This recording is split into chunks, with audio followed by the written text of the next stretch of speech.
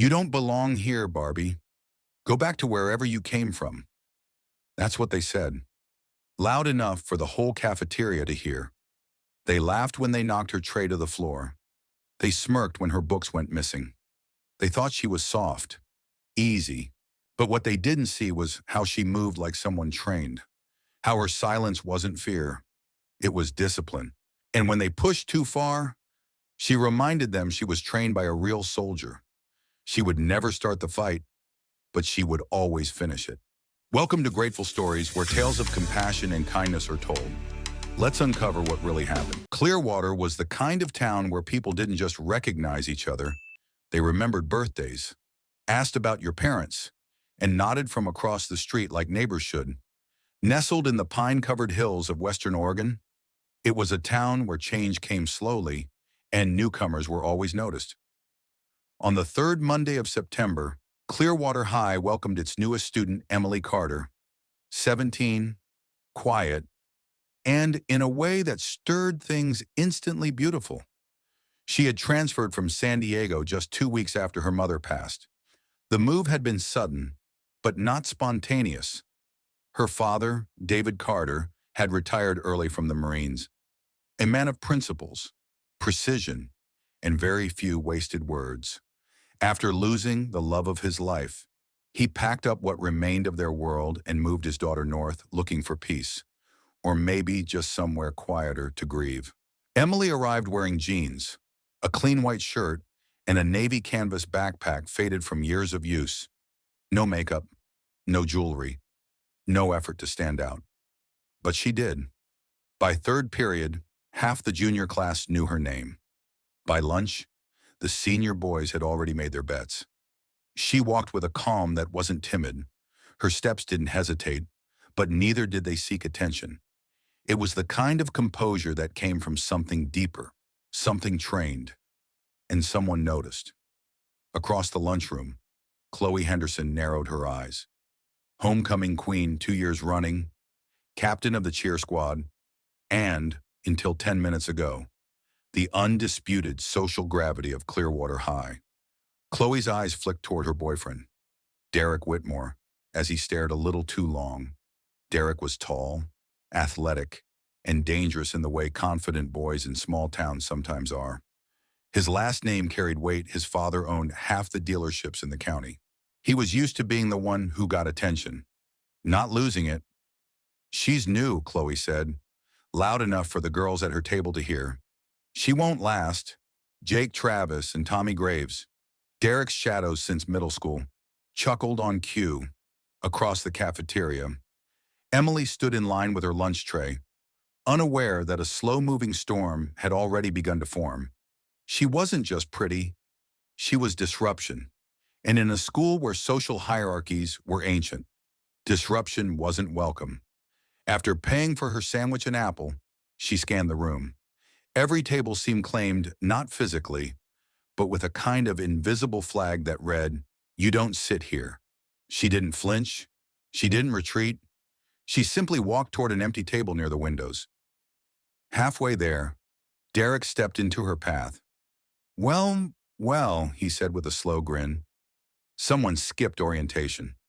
Emily paused, looked up. "Excuse me, rule number 1, Derek continued. New students owe a small welcome fee." Jake moved to her right. Tommy flanked her left. Not close enough to be a threat, but close enough that the message was clear. Emily blinked once. No fear. "What kind of fee?" Derek leaned in slightly, lowering his voice. "Call it insurance. Against accidents." Tommy snorted. "Lockers jam. Notes go missing. Kids bump into you. Real clumsy school." You know, Emily set her tray down gently on the nearest table. When she turned back, her shoulders were still relaxed, but something in her eyes had shifted. "I don't pay protection money." The words weren't loud, but the cafeteria heard them anyway. A few heads turned, conversations paused. Derek's smile flickered, just for a second. "That's where you're wrong," he said smoothly. "Everyone pays, It's just a question of how easy you want it. I don't pay at all. With that, she picked up her tray and walked around him, calm, unhurried. The silence trailed after her like an echo.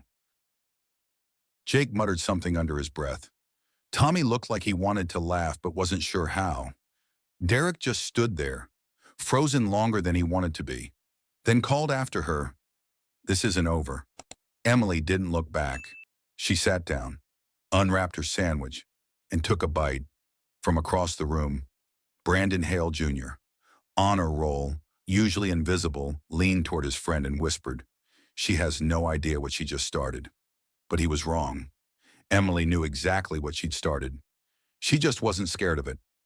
That night, back home, she stood in the garage with her father. The old punching bag hung from a steel beam, the same one that had swung for hours in the San Diego heat. Now it creaked softly as Emily worked through her routine. Jab, cross, step back, block, uppercut, elbow. Her movements weren't flashy. They were precise, controlled. David Carter watched from his folding chair, arms crossed. "Breathing's off," he said after a moment. Emily exhaled through her nose, reset her feet. "I had to deal with someone today." He didn't ask. He waited. "They tried to scare me, box me in. Did you engage? No. Did you run? No." David nodded. "Good." A pause hung between them. "I could have dropped him," she said softly. "One move. You're not there to fight," her father replied. "You're there to learn, observe, know when you're outnumbered, know when you're being watched." "I was being watched." "I know." He stood up, walked over, placed a firm hand on her shoulder. "Strength is not hitting back," he said, voice low. "It's knowing you can and choosing not to, until you must." Emily nodded. His grip tightened slightly. "But if the day comes that you must, you finish it decisively, and you walk away standing tall." The next morning, Clearwater High felt different. Word had spread. The new girl she'd said no, flat out, to Derek, in front of everyone. Some students whispered in admiration. Others watched with suspicion. But Chloe watched with venom. She leaned on Derek's locker that morning, arms crossed, voice sweet and sharp. "You gonna let her embarrass you like that?" Derek slammed his locker shut. She just made things harder on herself. Jake and Tommy were already waiting by the cafeteria when Emily arrived. This time, they didn't speak. They just watched. But Emily didn't slow down. She walked with her head high, just like her father taught her. Not out of pride, but clarity. Because some storms, you don't avoid. You walk straight through them. And Emily Carter was ready. By Wednesday, the sabotage began. Emily arrived early, just like always. But when she reached her locker, something was wrong. The key wouldn't turn. She tried again slower this time, then noticed the glint of something unnatural inside the lock. Gum, pink, half melted, jammed into the mechanism with malicious precision. She stood there for a moment, then took out her phone and snapped a photo.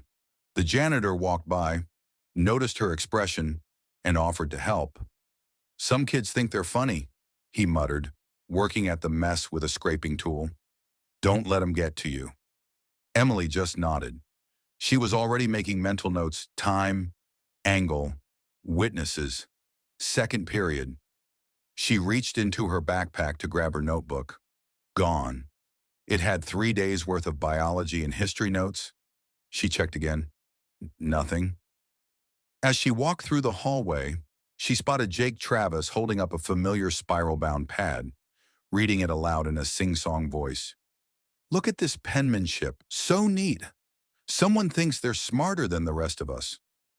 Tommy and 2 freshmen laughed behind him. Emily approached. "Calm. That's mine." Jake raised an eyebrow. "Prove it." She didn't lunge, didn't raise her voice. Instead, she pulled out her phone, held it steady, and clicked. The shutter sound echoed louder than it should have. "What are you doing?" Jake asked, suddenly uncomfortable. "Evidence," she said. "For when I need to file a theft report." His smile cracked. He tossed the notebook down in a messy heap. "Chill out. It's just a joke." As Emily bent down to pick up her scattered notes, she caught the sound of footsteps beside her. Brandon Hale. He didn't say anything at first, just helped her gather the loose pages. Then, softly, "You need to be careful." She looked up. "I'm fine." "No, you're not," he said. "They're not done. They never stop when it's easy." Emily dusted off the last page. "Why are you telling me this?" "Because I've seen it before." They stood in the middle of the hallway while students moved around them like river currents. "There was a kid," Brandon continued. "Miguel, transfer student from out of state. Smart, respectful. He caught Chloe's attention, just by existing." Emily's eyes narrowed. Derek didn't like it. Brandon said, "Rumor is Miguel got beat up, broken ribs, but the report said he fell downstairs." "What happened to him?" "He transferred again. Disappeared. Nobody talks about it anymore." Emily nodded. Not in fear, in recognition. She'd seen this kind of power play before, but she hadn't expected it in a high school. That afternoon, things escalated. Someone accidentally spilled chocolate milk across her backpack at lunch. During chemistry, her safety goggles went missing, replaced with a scratch pair that made it hard to read the measurements. By sixth period, the pattern was clear. Each disruption small enough to explain away, each moment designed to chip away at her calm. In English class, Mrs. Green began a discussion on To Kill a Mockingbird. Derek raised his hand. "I think we should hear from Emily," he said smoothly. "She probably has some deep thoughts about justice and all that." Mrs. Green smiled politely. "Emily, would you like to share?" She nodded, voice steady. She spoke about the moral courage in the book, about empathy, about the dangers of silence. When she finished, Derek clapped slow, sarcastic. "Wow," he said. "You're really articulate. For, well, you know." He didn't finish the sentence. He didn't have to. A few students shifted uncomfortably. Mrs. Green froze, unsure how to respond. Emily looked directly at him. "Thank you for noticing. I work hard to communicate clearly." The silence that followed was heavier than any insult. Derek leaned back, face tight. She had answered him without losing control. Again. And that, more than anything, enraged him. Friday morning brought a new low. Taped to Emily's locker was a banana with a note scrawled in Derek's handwriting. "Welcome to the jungle." She didn't flinch. She peeled the tape slowly, crumpled the note, and tossed it into the trash. But she kept the tape. Evidence. Derek sauntered up moments later. "Oh, not a fan of fruit? Thought you might miss home." Emily shut her locker with deliberate calm. "You should work on your handwriting. Makes it a little too easy to trace back." For a moment, he looked rattled. Then he smirked. "You need to learn some respect. And you need to learn basic human decency." A few students pulled out their phones, sensing something was coming. Throughout the morning, the harassment grew louder. Itching powder in her gym clothes, accidental collisions in the hallway, a tray knocked from her hands in the lunch line. Emily endured it all, not silently but carefully, documenting, watching, choosing. Then came the bus stop. Jessica Bell approached her after sixth period, eyes anxious. "Emily, can I ask you something?" Emily glanced up from her locker. "It's about after school. Me and Amber, we've been having trouble." She explained that a group of older boys from Riverside High had started showing up at their bus stop, following them, grabbing their backpacks, laughing when they cried. "Today," Jessica said. "They said they'd be back." Amber stood behind her, too scared to speak. We don't know what to do." Emily closed her locker. "What time?" 3:15. Maple Street.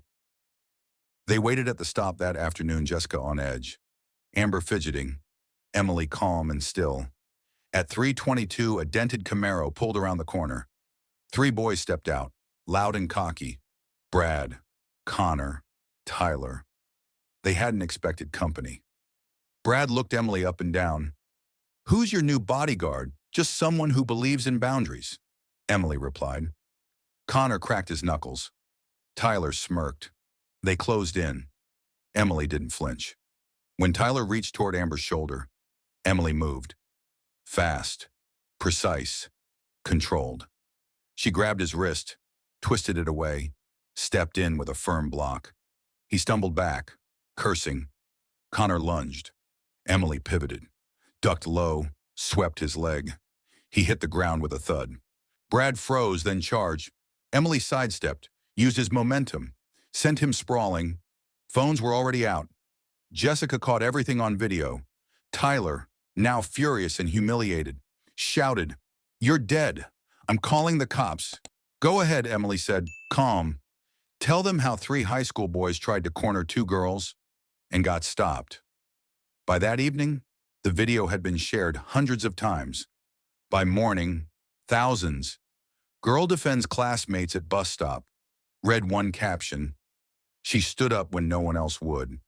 Emily Carter had become a symbol, not of violence but of quiet resistance. Her calm, her control, her refusal to be broken.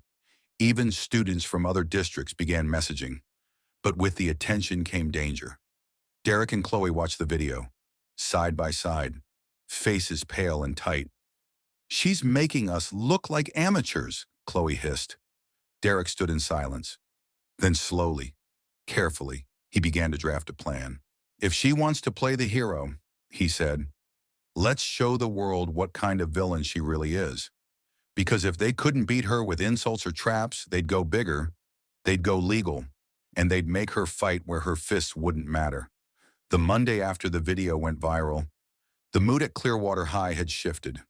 Some students smiled when they saw Emily in the halls. Others avoided her altogether, unsure of which way the wind was blowing. But Chloe had been busy.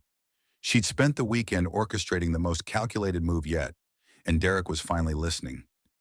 "This isn't about making her uncomfortable anymore," Chloe had said, her voice cold. "This is about destroying her credibility." They didn't just want Emily gone, they wanted her erased. By Tuesday morning, 6 male students, 3 from Clearwater, 3 from Riverside, filed formal complaints at the Millbrook County Police Department. The allegations were coordinated, worded carefully. They painted Emily Carter as a violent instigator, a girl with military-style training who had repeatedly used force against male students without provocation. They claimed she had anger issues, that she had threatened classmates, cornered students in parking lots, and even boasted about being untouchable. It was fiction, but it was dangerous fiction dressed in official language and signed by 6 boys with clean records.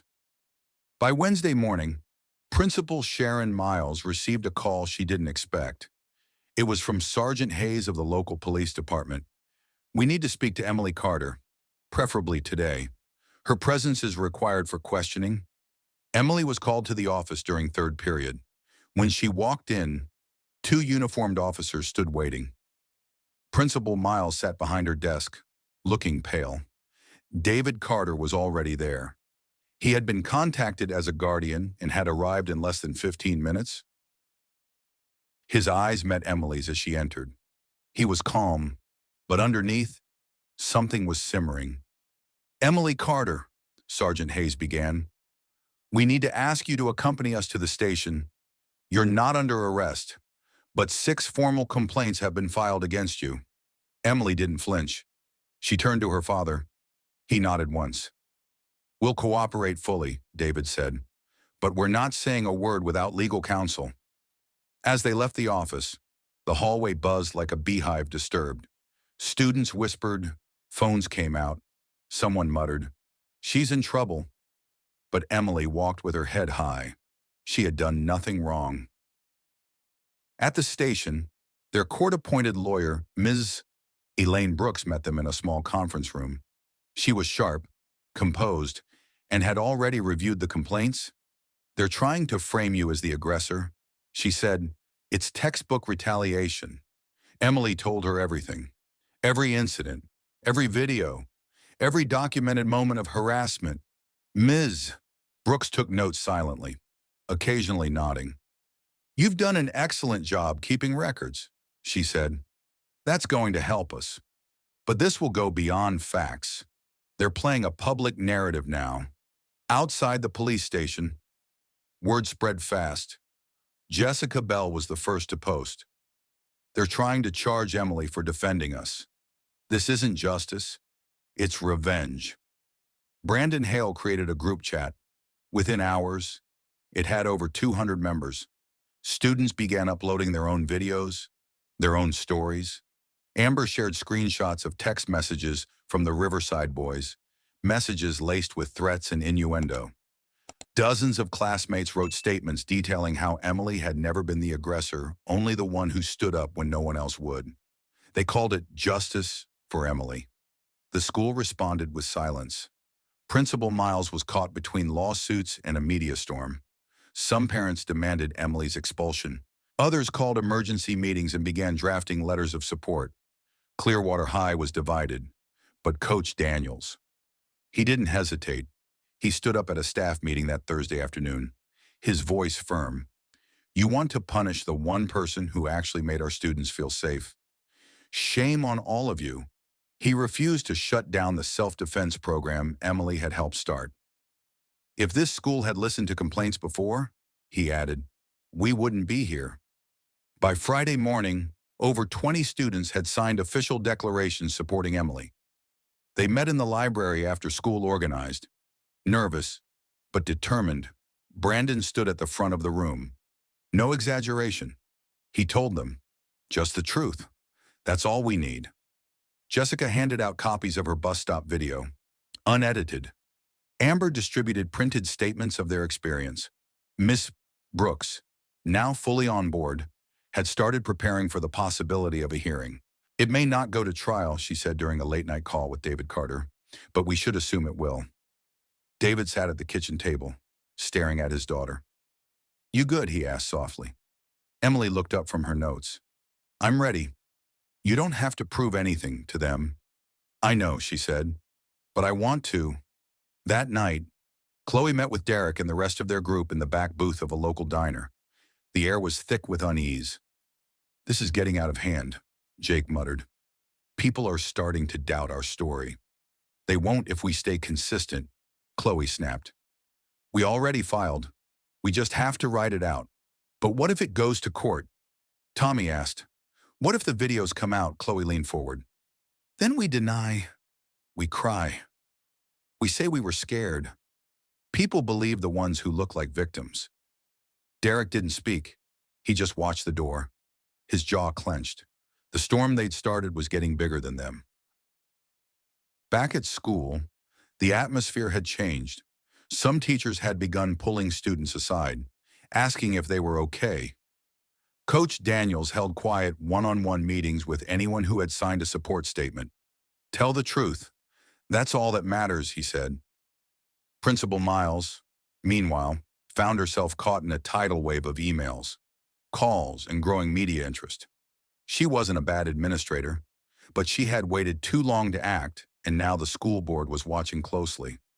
On Monday morning, Clearwater High was buzzing, not with gossip, with preparation.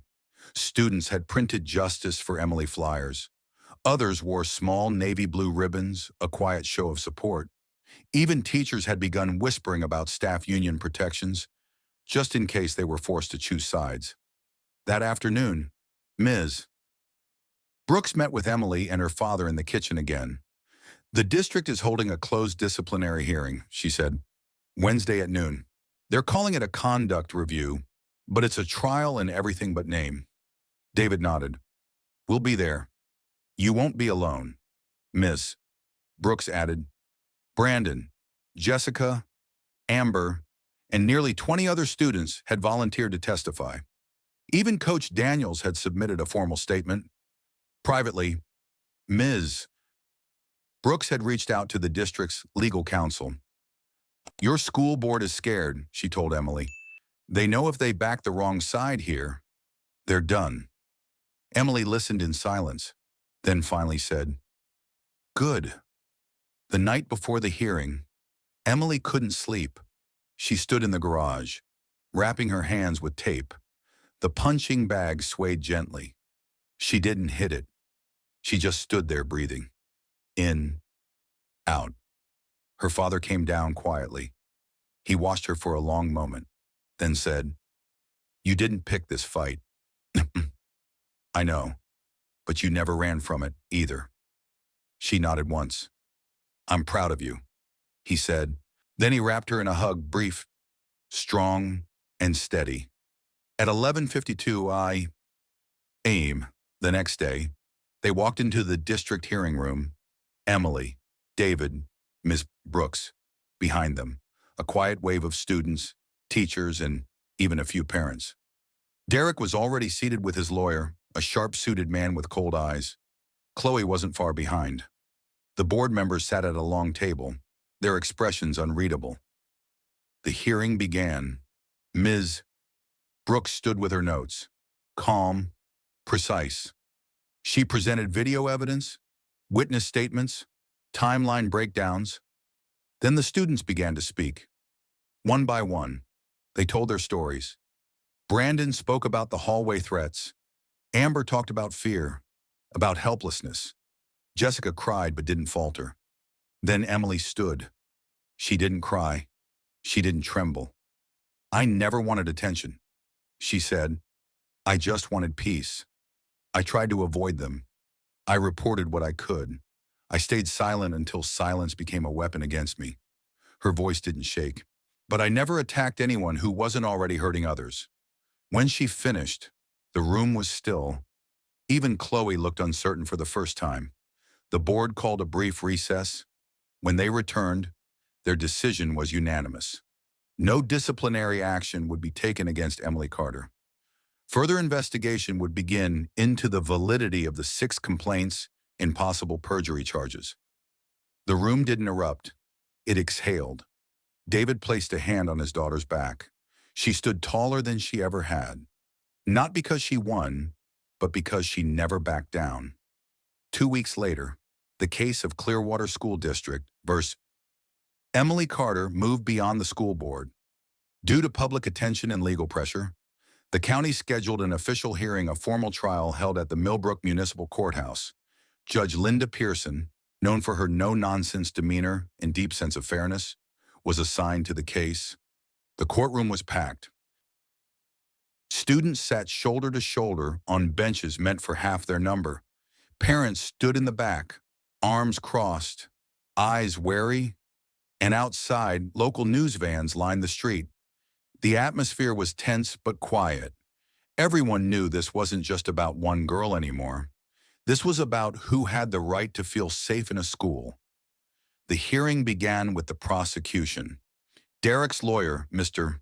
Blackwood, was smooth, confident, and practiced. He painted Emily as a trained fighter with a history of violent escalation. He used words like preemptive, aggressive, and unprovoked.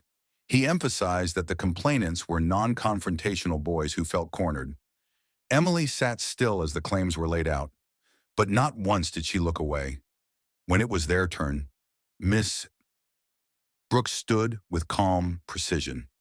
She began by playing the unedited version of the now infamous bus stop video. The courtroom watched as Tyler reached for Amber's shoulder, and Emily intercepted.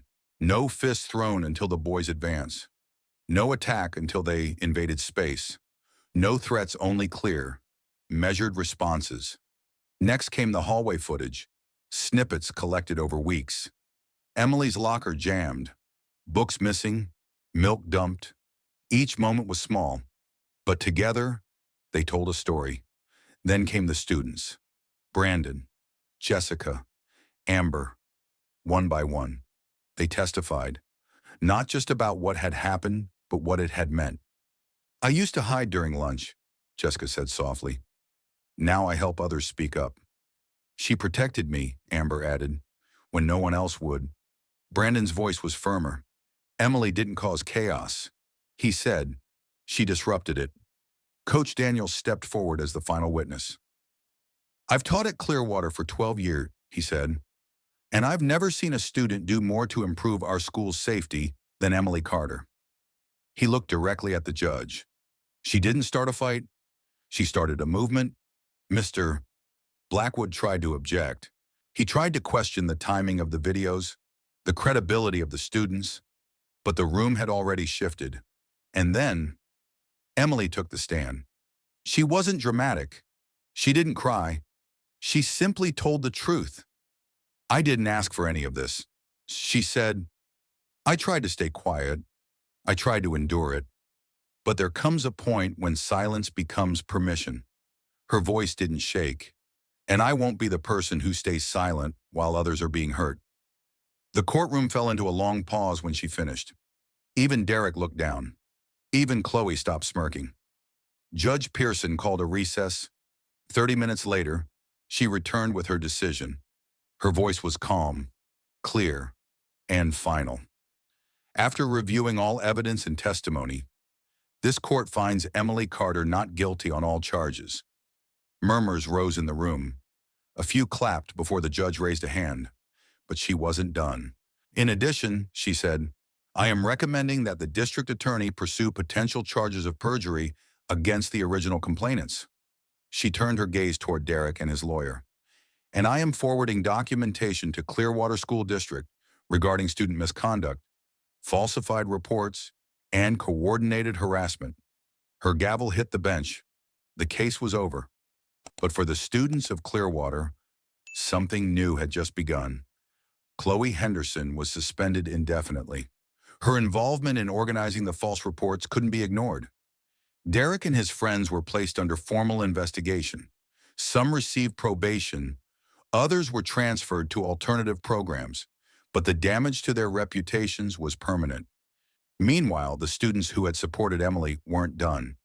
They submitted a formal petition to create a new on-campus program, one that would teach not just self-defense, but resilience, advocacy, and peer protection. Clearwater High called it the Student Empowerment and Safety Program. Coach Daniels was named the director, and Emily Carter. She became its first student instructor. Every Tuesday and Thursday after school, she led sessions in the gymnasium. At first, it was 30 students, then 50. By spring, over 100 names were on the roster. Some came to learn how to fight, but most came to learn how to stop running. Emily didn't teach flashy moves. She taught posture, tone, awareness, how to de-escalate, how to walk away when possible, and how to stand your ground when necessary. Brandon helped run drills. Jessica organized rides for students who needed transportation. Amber brought snacks and quiet encouragement. Coach Daniels watched from the side, arms crossed, proud. One afternoon, 3 months after the trial, Emily found an envelope in her locker. No return address, just her name. Inside was a handwritten letter. It was from a student in Wyoming. I saw your story on the news. It read, at my school, we have a problem too. People get hurt, and no one speaks up. But after watching what you did, I started a self-defense club. We have 22 members now. I just wanted to say thank you for showing us it's okay to fight for something better. Emily folded the letter carefully and placed it inside the front cover of her notebook. It stayed there, tucked between training outlines and lesson plans. Proof that her story had traveled farther than anyone expected. Clearwater High changed, not overnight, but meaningfully. Teachers began listening more. Students looked out for one another. The hallway where Emily had once been knocked down became the hallway where students now gathered between classes. Unafraid. The table in the cafeteria where she first ate alone was now filled with voices, laughter, and a rotating seat for anyone who needed company. Even Principal Miles admitted, privately, that the school had been forced to grow up. One Friday afternoon, as Emily packed up her gym bag, Coach Daniels approached. He handed her a new patch navy blue with a silver emblem stitched into the center, a symbol for the new program. You earned this, he said. Not just because you fought, but because you stayed standing. Emily smiled, quiet, but proud.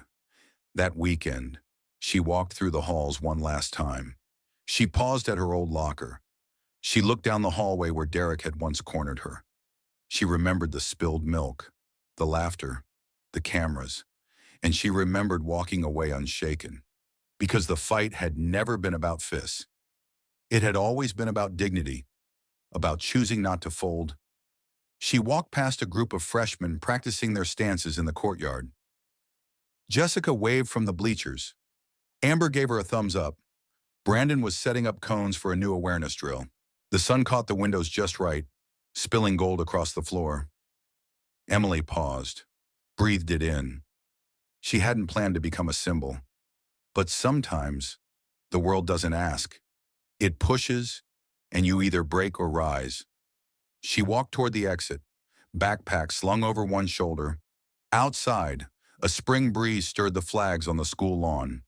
In the distance, the sound of sneakers squeaked against polished wood as another student shouted, "Again, let's go!" Emily smiled to herself. Clearwater was different now. Better. Because one girl trained by a Marine, tempered by trials, decided she wouldn't let fear speak louder than truth. And as she stepped through the doors, the story that once tried to silence her had become something else entirely. It had become a legacy. Sometime you don't choose the fight chooses you, and you win by refusing to stay quiet.